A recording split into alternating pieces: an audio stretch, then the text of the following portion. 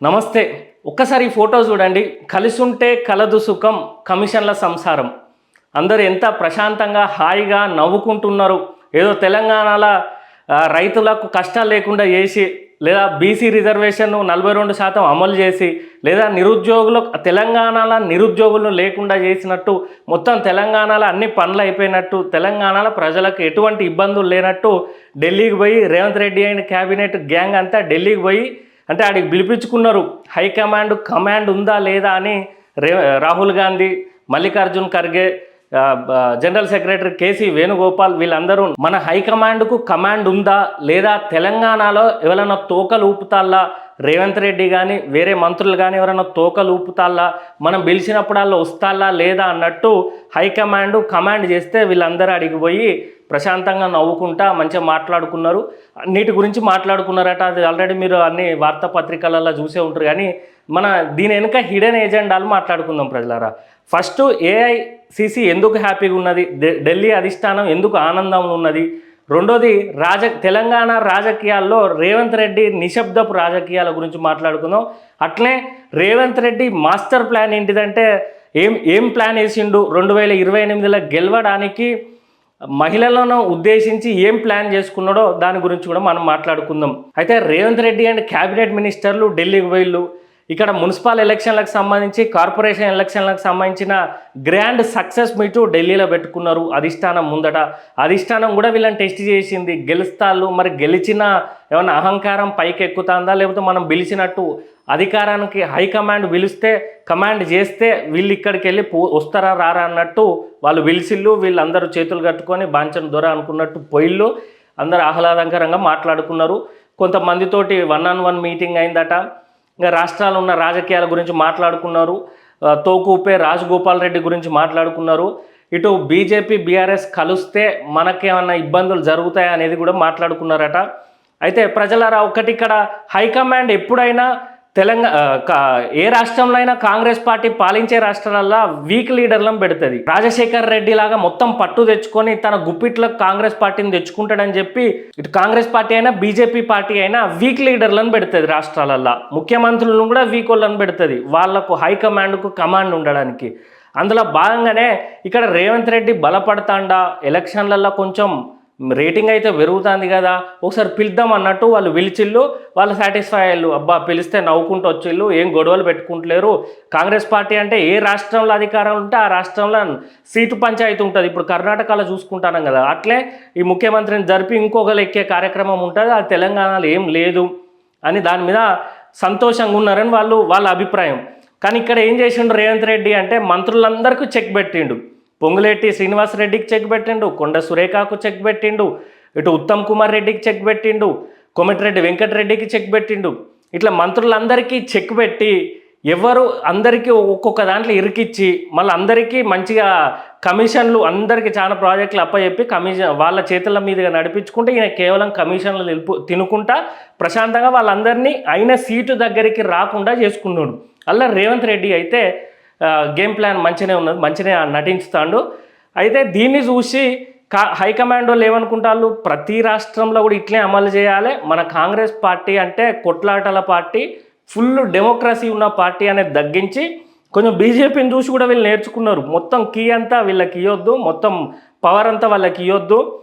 అయినా కాంగ్రెస్ పార్టీ వెనకట ముఖ్యమంత్రిని పిలిపించుకొని కేక్ తినిపించి 10 నిమిషాలల్లా నీ ముఖ్యమంత్రి పీఠం తీసేసి వేరేటోళ్ళకి ఇస్తామన్నప్పుడు కూడా కేక్ తినిపించుకుంటా ప్రశాంతంగా హాయిగా నవ్వుకుంటూ ఉంటుంది. అట్లాంటి కాంగ్రెస్ పార్టీ కొంచెం లూజ్ అయ్యేసరికి 20 ఏళ్ళ నుండి దెబ్బ తినుకుంటున్నది.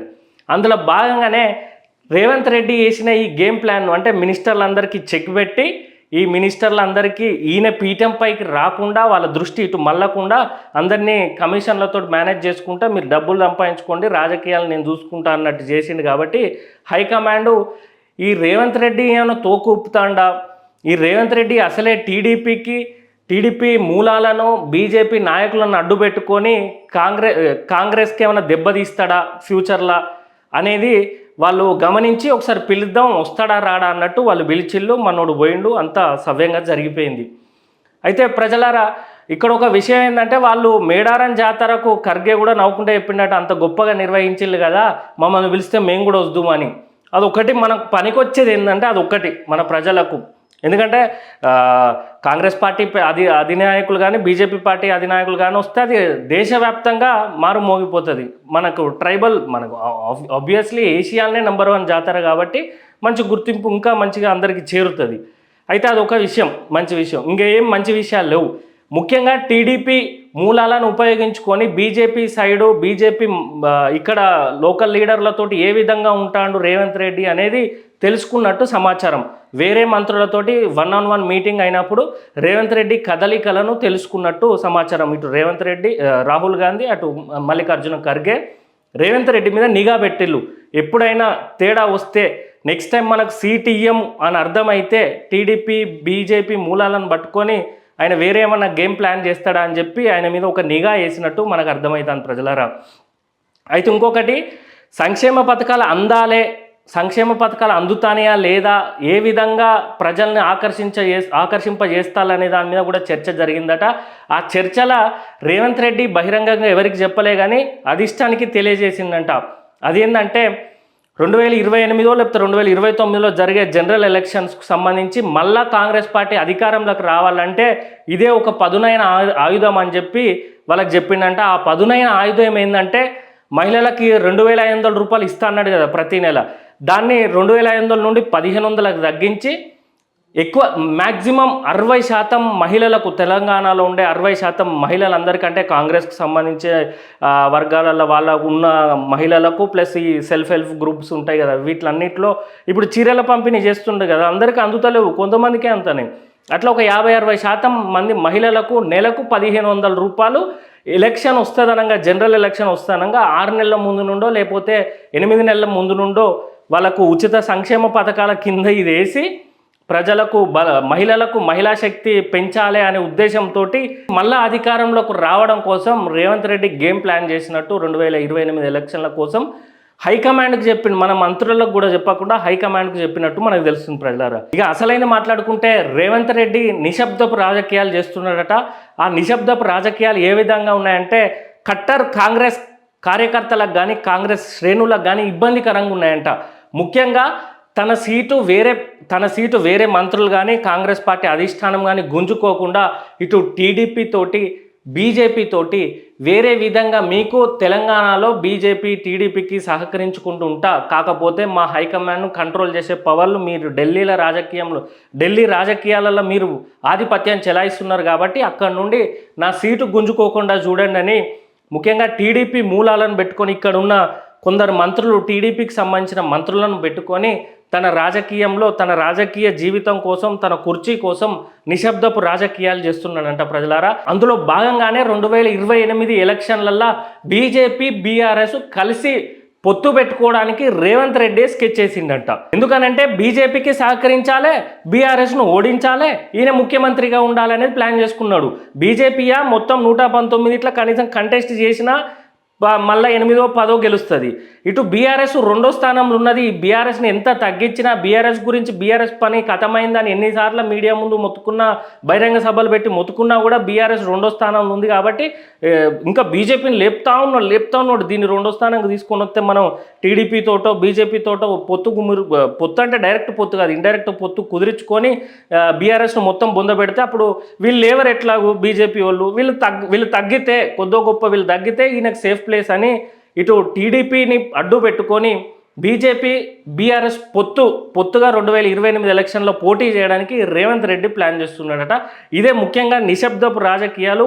అందులో భాగంగానే మున్సిపల్ కార్పొరేషన్లకు కానీ మున్సిపాలిటీలకు సంబంధించిన కానీ ఎన్నికలల్లో వాళ్ళ పొత్తు కుదిర్చేలాగా ఈయన వెసులుబాటు ఇచ్చిండట. ఆ కాంగ్రెస్ కౌన్సిలర్లతోటి వెసులుబాటు ఇప్పించిండట అనేది చాలా ప్రథమంగా మనకు అంతర్లీనంగా కాంగ్రెస్ పార్టీ శ్రేణులకు కూడా క్లియర్గా అర్థమవుతుంది. ఇది తెలంగాణ ప్రజలారా ఏదో కాంగ్రెస్ పార్టీ స్టేబుల్గా ఉన్నది, ఏఐసిసి ఆనందంగా ఉన్నది అనుకోవద్దు. అంతా కమిషన్లు, ఇక్కడ మంత్రులను మేనేజ్ చేసినట్టు మూటలు పంపి రేవంత్ రెడ్డి అక్కడ ఢిల్లీలో మేనేజ్ చేస్తాడు తప్ప ఆడ ప్రజలకు సంబంధించిన మంచి రిపోర్ట్లు ఏం పోతలేవు, ఆయన మీద సాఫ్ట్ కార్నర్ ఏం లేదు.